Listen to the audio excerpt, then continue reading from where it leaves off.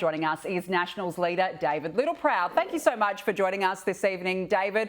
Let's talk about this. We've got 3 Labor senators. They've sounded the alarm over the PM's emergency migration laws.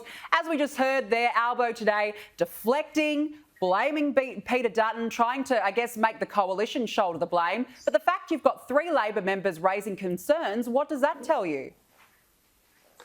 Yeah, look, we gave the government every opportunity to demonstrate why these laws needed to be rushed through, so much so that we helped them get it through the House of Representatives. And then when it got to the Senate, where it should have greater scrutiny, particularly the powers that they're asking for, that there should be some scrutiny there. The fact that the Prime Minister wasn't able to demonstrate the urgency of this bill being passed, I suspect it's more to do with the factional trouble that he'll have between the left and the right of his party. The left will start to peel away for what these laws will provide to the minister. And so it was more about internal management to try and sneak it through Parliament in a rushed, orchestrated way rather than proper scrutiny. And we've been constructive, we've shown that. Not only did we help them redesign their flawed laws that when they brought us back to Parliament for when these detainees were let out by the Albanese government, and we've also helped them with the Russian embassy saga.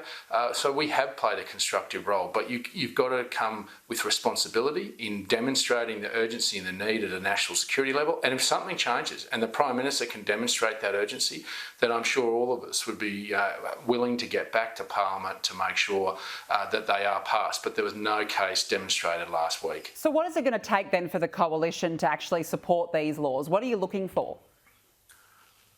Oh, well, it's basically making sure there's no unintended consequences. We were concerned about pull factors of people instead of coming to this country on boats, and that's what we have serious concerns about if we rush laws that don't think through the consequences and actually engage properly with agencies, intelligence agencies and security agencies about how these should be constructed.